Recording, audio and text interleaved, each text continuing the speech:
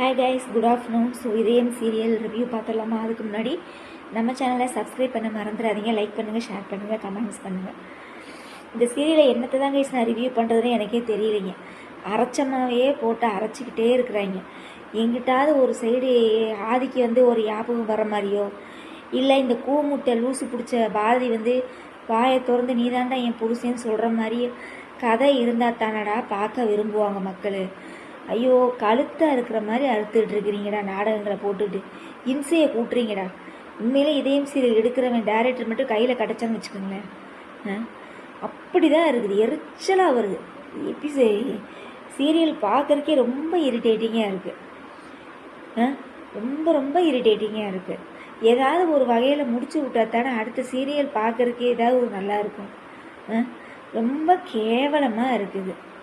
இது என்னத்தை தான் நான் ரிவ்யூ பண்ணுறதுன்னே எனக்குன்னு தெரியல. ரிவ்யூ பண்ணி பண்ணி எனக்கே சடிஞ்சு போச்சு. வேறு சீரியல் பார்த்து ஏதாவது ரிவ்யூ போடுங்கன்னு சொல்லிங்கன்னா கூட கமெண்ட்ஸில் கேளுங்க, போடலாம், சரியா? அதாவது ஏதாவது ஒரு சம் சேஞ்சஸாவது இருக்கும். இது எப்போ பார்த்தாலும் எனக்கு சுத்தமாக முடியல ப்ளீஸ். இன்றைக்கி எபிசோடெலாம் பார்க்கும்போது அவ்வளோ இரிட்டேட்டிங்காக இருக்குது.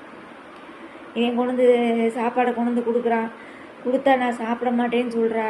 நீ சாப்பிட்லன்னா நான் இங்கே ஆஃபீஸில் இருக்கிற ஸ்டாஃப் கிட்ட எல்லாத்தையும் நான் தான் உன் புருஷன்னு சொல்லி பிளாக்மெயில் பண்ணுறான். இவன் அங்கேருந்து எல்லாத்தையும் வேடிக்கை பார்த்துட்டு யாரா இவன் புதுசாக இருக்கிறான், நம்ம பண்ணுற வேலைலாம் இவன் பண்ணிக்கிட்டு இருக்கிறான் அப்படின்னு சொல்லி அவன் அங்கே பிளான் போட்டுட்ருக்கிறான். அதுக்கப்புறம் இங்கே என்ன நடக்குது? சாப்பாடெல்லாம் எடுத்து வைக்கும்போது எல்லாமே அவளுக்கு பிடிச்ச டிஷ்ஷாகவே இருக்குது. அப்போ அவளுக்கு பிடிச்ச டிஷ்ஷாக நம்ம ஆதியும் வர்றான், மித்ராவை பார்க்குறாங்க. எல்லாமே பாரதிக்கு பிடிச்ச டிஷ்ஷாவில் கொண்டு வந்திருக்காரு. அப்புறம் ஏன் பாரதி இப்படி பிடிக்கலன்னு சொல்கிறாங்க அப்படின்னு சொல்கிறான். இதை அதெல்லாம் பார்த்தாலே அவளுக்கு ஒமட்டலாக இருக்குதாம்மா, பிடிக்கவே இல்லையாம்மா. அதனால் அந்த இடத்த விட்டு போயிடுறாங்க மேடம்.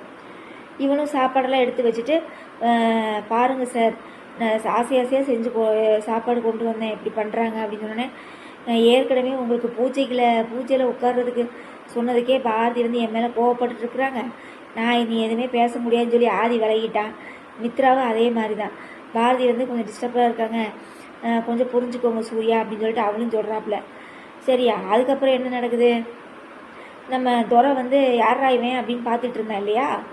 அவனும் மித்ரா கிட்ட கேட்டுக்கிட்டு இருக்கிறான், யார் இவன் அப்படின்னு கேட்டோடனே, யாருன்னே எனக்கும் தெரியாது, பாரதியோட புருஷன்னு சொல்லி வீட்டுக்குள்ளே வந்திருக்கான் அப்படின்னு சொன்னோடனே துரை அப்படியே ஷாக் ஆகிட்டான். என்னது, பாரதியோட புருஷனா அப்படின்னு சொல்லி அவனும் ஷாக் ஆகிறான். அப்போ எங்கள் அண்ணன் ஆதி இப்போ சூர்யாவா, 3 புருஷனா? இது என்னன்னா பெரிய ட்விஸ்டாக இருக்குது அப்படின்னு சொல்லி அவனும் ஷாக் ஆகுறான். எப்போ ராசா, எங்களுக்குமே ஷாக்காக தான் இருக்குது. ஒருத்தி எத்தனை புருஷன் தான் வருவாங்க? கேவலமாக இருக்குது நாடகம். பெண்களை ரொம்ப கேவலப்படுத்துறீங்க. ஒரு இடத்துல உண்மையை உடைச்சி கைஸ், நான் ஒன்று சொல்கிறேன், அவள் உண்மையை சொல்லிவிட்டா அவளுக்கு என்ன ஆக போகுது? மிஞ்சி போனால் மயக்கம் போட்டு விழுவான், இல்லை ஏதாவது ஒன்று நடக்கும். உளுந்துட்டு போகிறான். உனக்கு தான் நீ புருஷன் வேண்டான்னு சொல்லிட்டு தான் இருந்த ஆரம்ப காலகட்டத்தில். எனக்கு பிள்ளைய தான் முக்கியம், ஆதி வந்தாலுமே நான் இது பண்ண மாட்டேன் அப்படின்னு சொன்னவ தானே நீ. அப்போ அந்த வாய் எங்கே போச்சு? ஆதியை பார்த்தோன்னே மனசு மாறிட்டியா? புருஷன் கூட சேர்ந்து வாழணும் நீ முடிவு பண்ணிட்டியா? சரி, முடிவு பண்ணிட்டா சரி. உண்மையை சொல்லி தொலைச்சாதான் என்ன? இல்லை உண்மையை சொல்லி அவன் உன்னை ஏற்றுக்கலைனாலும் பரவாயில்ல, குழந்தைங்களையாவது அவங்ககிட்ட விட்டுட்டு நீயாவது எங்கேயாவது போ, எங்கேயாவது காசி ராமேஸ்வரம் போய் உன்னோட பாவத்தை புண்ணியத்தெல்லாம் கழிச்சிட்டு போய் அப்படியே இதாகி போயிரு. உயிரை வாங்கிட்டு இருக்கிறீங்க நாடகத்தை போட்டுக்கிட்டு.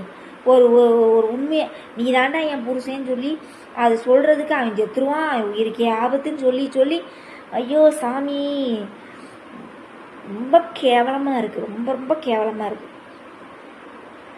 அதுக்கப்புறம் என்ன நடக்குது?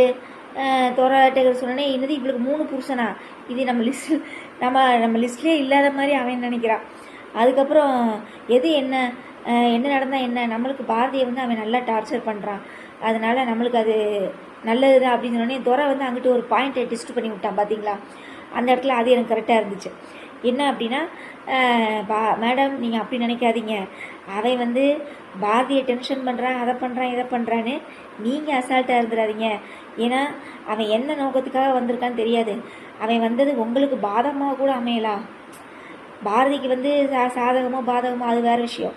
ஆனால் நீங்கள் கவனமாக இருங்க, நீங்கள் கேர்ஃபுல்லாக இருங்க. அவன் உங்களை இது பண்ணாமல் இருந்தால் சரி அப்படின்னு சொல்லி துரை ஒரு பாயிண்ட்டை ட்விஸ்ட் பண்ணி விட்டோன்னே மித்ரா யோசிக்க ஆரம்பிச்சிட்டான். என்னது இவன் நம்மளை குழப்புறானே, அப்படின்னு சொல்லிட்டு அவளும் யோசிக்க ஆரம்பித்தோடனே சரி பார்த்துக்கலாம், நீங்கள் கவனமாக இருங்க அப்படின்னு சொல்லிட்டு அவன் போயிடுறான். அதுக்கப்புறம் வேற என்ன, நம்ம மித்ரா வந்து வேற யார்கிட்டயோ ஃபோனில் பேசிகிட்டு இருக்கிறான். சரியா, அப்போ வந்து பாரதி உள்ள வரையில் இந்த மாதிரி நீ அதாவது நீயா எல்லாமே பண்ணுற மாதிரி இருக்கணும், என் பேர் எங்கேயும் அடிபட்டுறக்கூடாது, சரியா, நீ மாட்டிக்கிட்ட நானும் மாட்டுவேன்னு சொல்லி அந்த மாதிரி டைலாக்லாம் பேசும்போது இவளுக்கு சந்தேகம் வந்துடுது. ஒருவேளை சூர்யா வந்து மித்ரா அனுப்பின ஆளோ அப்படின்னு சொல்லி இவருக்கு டவுட் வருது. நம்ம பூமுட்டை வந்து இப்போ வந்து மண்டையை யோசிக்கிறாங்க, இப்போ தான் மண்டையை சொரிஞ்சு இப்படி யோசிக்குது அந்த அம்மா. சரியா, உடனே பூமுட்டைக்கு பெரிய அறிவு வந்துருச்சுப்பா, ரொம்ப அறிவு வந்துருச்சு. உடனே ஆஃபீஸ்லேருந்து வேகமாக கிளம்புறாங்க. அதுக்கப்புறம் வந்துட்டு இந்த மாதிரி ஆதி வந்து 2-3 வேலை சொல்கிறான், அதை கூட காதில் வாங்காமல் எனக்கு உடம்பு முடியல, நான் ஆஃபீஸ் போயாகணும், நீங்கள் சொல்கிற வேலையெல்லாம் நாளைக்கு காலையில் உங்கள் டேபிளுக்கு வந்துன்னு சொல்லிட்டு போயிடுறான். நான் கூட சரி வேறு எங்கேயோ போவாளாட்டிருக்குன்னு பார்த்தா இவனை கண்டுபிடிக்கத்தான் போவாளாட்டிருக்குது. வேகமாக வீட்டுக்குள்ளே போகிறான், அந்த ரூமுக்கு போகிறான், சூட்கேஸ் எடுக்கிறா, துணிமணிலாம் தூக்கி கட்டாசுறா, போன பாஸ்வேர்டை போட்டு வச்சுருப்பானாட்டிருக்கு, போனை போட்டு டீன்னு நோண்டிகிட்டு இருக்கிறா. இதுக்கிடையில லட்சுமி அந்த அம்மாவும் பாட்டியும் வந்துடுது. நீ என்ன பண்ணுற பாரதி இந்த ரூமில் அப்படின்னு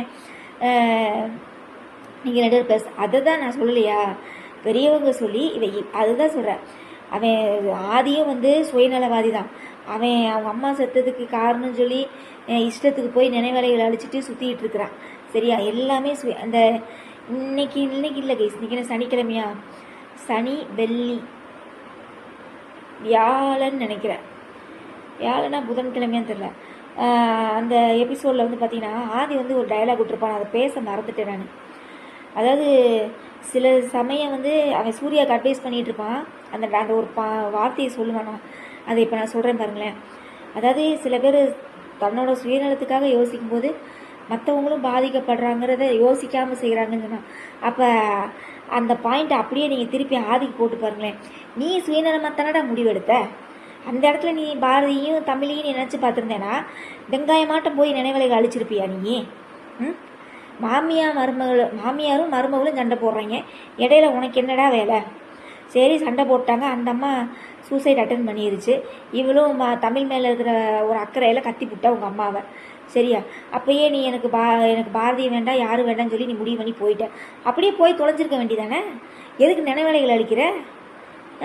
நீ உன் இஷ்டத்துக்கு திமுருக்குன்னு எல்லாம் பண்ணுவியாமா, அப்புறம் மித்ரான்னு ஒருத்தி அமெரிக்காவில் 5 வருஷம் அவளோட சுற்றிக்கிட்டு இந்தியாவுக்கு கூட்டிகிட்டு வருவியாமா, இவளை தான் நான் கல்யாணம் பண்ண போகிறேன்னு சொல்லுவியாமா, எல்லாமே உன் சுயநலத்துக்காக தான் நீ பண்ணுற மிஸ்டர் ஆதி.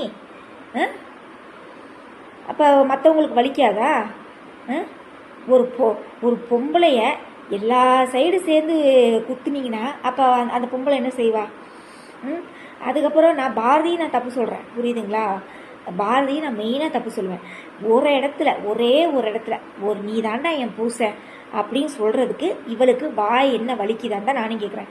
அப்படியே அவன் மயக்கம் போட்டு உயிருக்கு ஆபத்தாக வந்தாலும் வரட்டும், ஹாஸ்பிட்டலில் போய் அட்மிட் ஆகி படுக்கட்டும், மறுபடியும் கேஜிஎஃப் மேடம் மாளவிகா வந்து காப்பாற்றிடுவாங்க.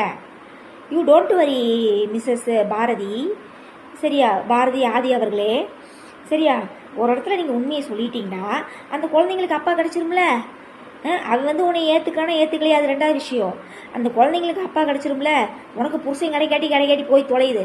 எங்களுக்கு இப்போ அதை நாடகம் பார்க்குற இன்ட்ரெஸ்டே போயிடுச்சு. சரியா, நீ பண்ணுற அழிச்சாட்டியத்துக்கு நாடகம் பார்க்குற இன்ட்ரெஸ்டே போயிடுச்சு.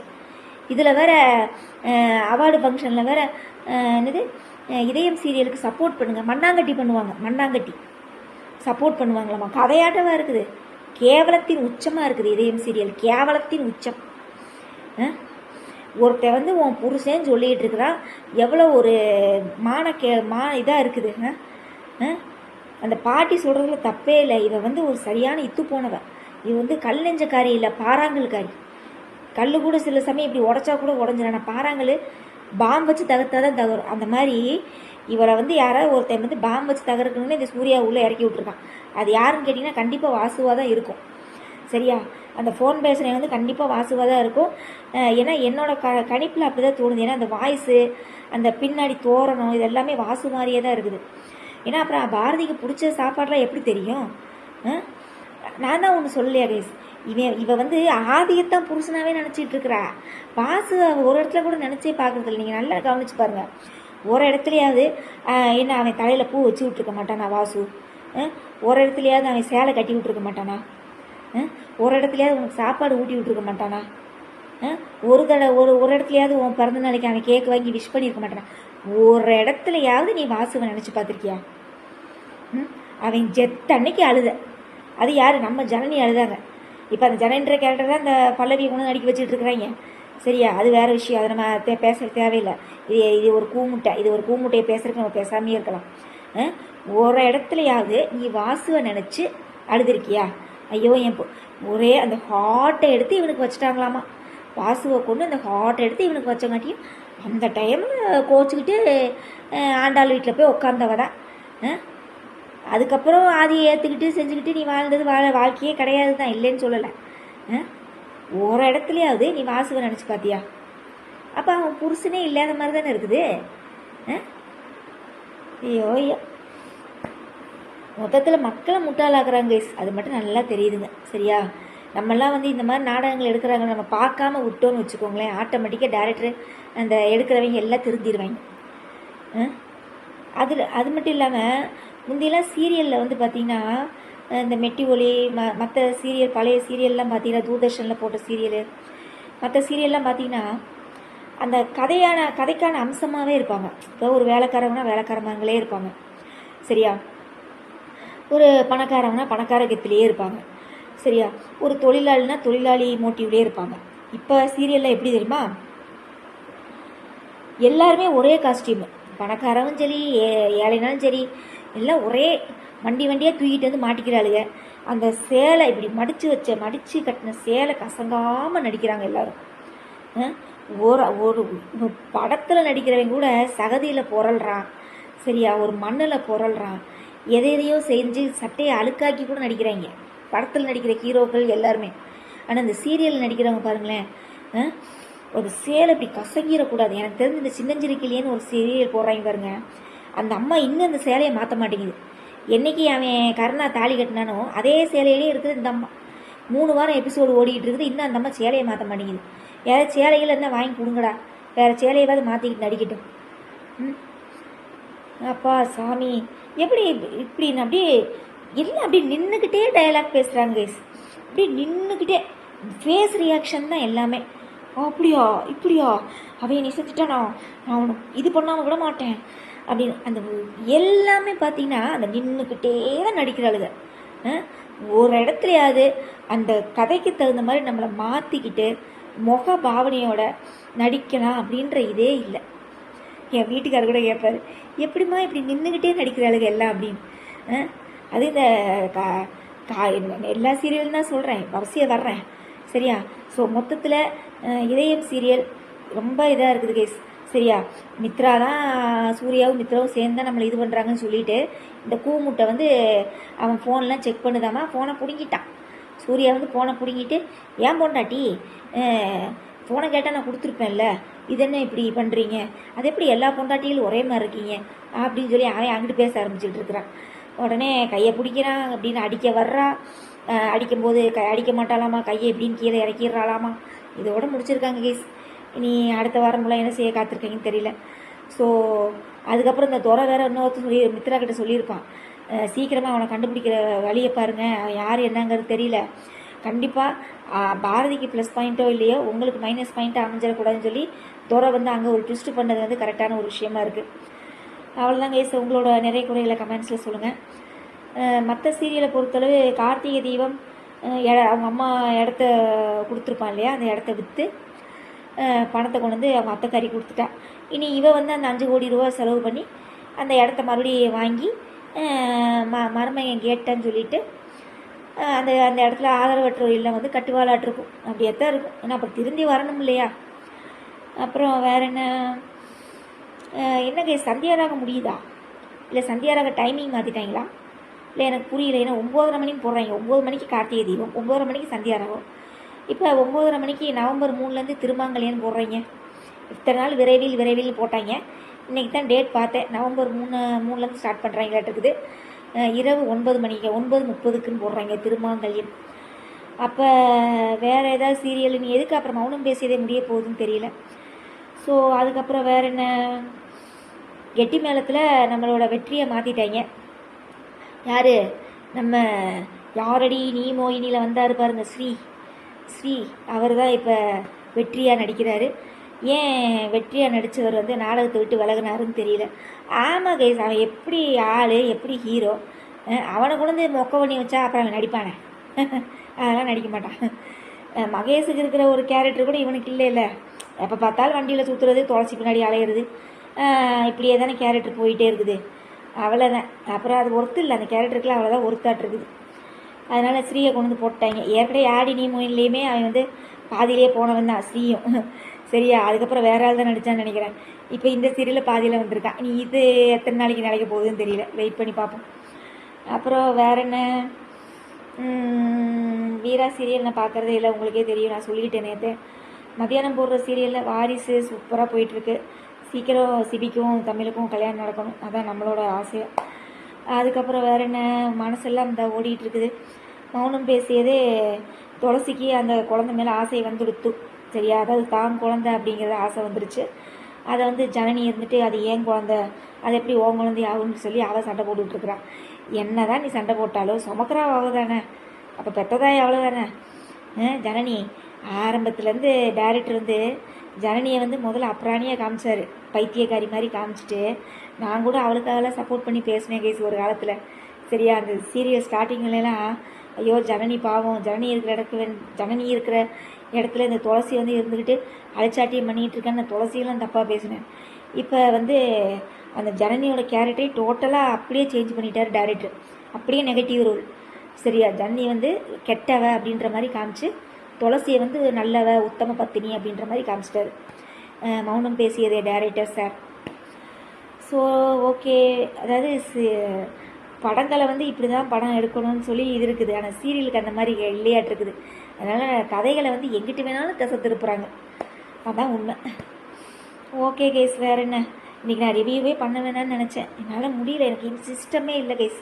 நாடகமாகவா இருக்குது, நல்லாவே இல்லை, ரொம்ப மொக்க போடுறேன். யானை ஒன்று எதுக்கு எடுத்தாலும் இந்த சூர்யா பாரதி இவங்க ரெண்டு பேர்த்தையோட கான்வர்சேஷன் தான் சீரியலில் அதிகமாக இருக்கே ஒழிய மற்ற ஒரு கண்டென்ட்டு ஆதிக்கு ஒரு ஞாபகம் வர மாதிரியோ இல்லை அந்த செயினை வச்சு அந்த சாவி பொட்டியை திறக்கிற மாதிரியோ ஏதாவது ஒன்று காமிச்சா தானே கேஸ் பார்க்குற மக்களுக்கு கொஞ்சம் போர் அடிக்காமல் இருக்கும்.